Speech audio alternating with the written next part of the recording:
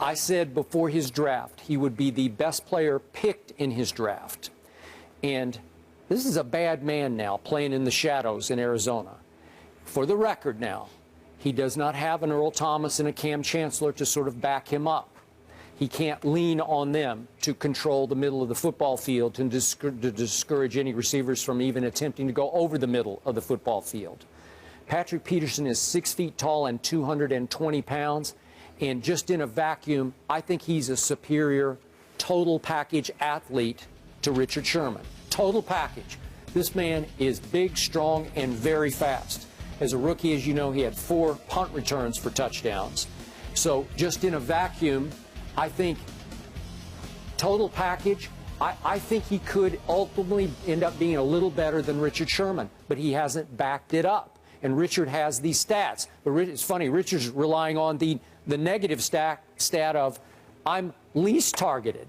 You know, like nobody throws at me. I don't even know if there's a number for that. How many times were you not thrown at? Well, I don't know. But after a while, people were afraid to throw at Richard Sherman. He's got the stats. He backed it up. But I don't doubt that long-term, Patrick can be better than Richard Sherman because I just think he's a little more gifted than Richard. Patrick Peterson only had 3 interceptions to Richard Sherman's 8. Mm-hmm. Had 7 the year before, though. You can make the argument that Patrick Peterson deserves some money comparable to that of Richard Sherman because of his versatility, what he can do in special teams as well. And remember, he even caught 6 balls last year. Exactly. He caught 6 balls last year. He plays on special teams, so he doesn't just play corner. Yeah. Okay? But because Richard Sherman is a Super Bowl champion, because he had to go through what he had to go through to prove himself, because, you know, he's so important. See, I look at the Cam Chancellors and the Earl Thomases, and the fact that Richard Sherman is still able to stand out speaks volumes for me, which is why I'm going to flow with Richard Sherman in this argument. Not to say that you're wrong, because Peterson is all world, and there's no doubt what he can do, and he's versatile. And I think the money that he deserves, it should be in the ballpark I agree. Of a Richard Sherman. Yep. There's no question. My only issue with my man Richard Sherman, and put this camera on me, please. Uh-oh. Why do you have to? This is none of your business. You're talking about a man's money here. Come on, Richard. You know what I'm saying? I mean, listen, I like Richard Sherman. You know that. But my point is, you stepping over the line. Come on now. There's nothing in this quote where this man said anything to begrudge Richard Sherman. No. When Richard Sherman has called out other dudes in the past, I didn't mind that because they instigated it. They brought his name up. Yep. You understand? Well, they somehow, if they brought somebody else's name up, they also questioned him. So I understand having that proverbial chip on your shoulder. What did Patrick Peterson say about this man? I'm going to read this quote again. Read it, darling. We'll see.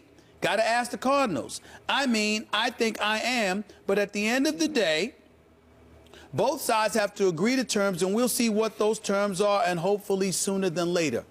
There is not a scintilla, a speck of any kind of illusion whatsoever to Richard Sherman. He isn't disrespecting Richard Sherman. He isn't doing anything. But you're going to come out and you're going to say something about him where you could potentially mess with his money? Why would you do that? For what, Richard? For what? Is he refueling for next year? I'm just saying. He's just trying to get. But what I'm saying, Skip, let me tell you something. Yeah. And I'm going to say that I'm going to pull out the brother card. Okay, do it. Especially when it comes to the brothers. You don't mess with dude's money. You see what I'm saying? It's like you want to go up against him. You want to compete with him. But because of all the things that we go through in life, which Richard Sherman can speak to better than most folks, you know, from Compton to Stanford, from Stanford to the NFL, and having the 22 dudes picked ahead of him in this position. I mean, all of this other stuff.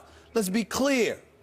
You know the path that you had to take, and you can relate to what Patrick Peterson had to take. The dude can ball.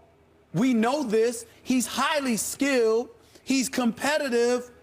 Why are you coming out at this dude and messing with his money? I don't think, in Richard's view, it was about the money. It's about being the best cornerback. I understand that, Skip, but that's a comment that could have been saved once the contract is signed. Right. You could have waited. Don't put any doubt. But you're gonna put it out there when this man's team is at the table trying to get him his money. Come on, man. You got to know better than that. I mean, there is a level of core decency. Core decency in this regard. I love me some Richard Sherman. I love how he performs. You know, I love the fact that he's got that chip on the shoulder and backed it up. Not disrespecting this man. And I think that the education that he has received and the manner in which he has gone about achieving it, he's an incredible role model. But you got to know better than this. You can't be that selfish where you feel the need to come out at this guy right at the time he's trying to get his money. Okay, but to me, bigger picture, what Richard does is almost Jordan-esque in that he creates motivation. Like he's looking for new, even tricking it up. That's fine. Sure. And my response to it is this. Michael Jordan messed with people's heads. He did. He messed with their minds. Sure. He went about the business of demoralizing and conquering them. Michael Jordan never, ever, ever in his entire career messed with anyone while they were trying to get their money. It doesn't happen. It's a bro code. It's an understood I get it. Sure. code. And Richard Sherman just broke it. Okay.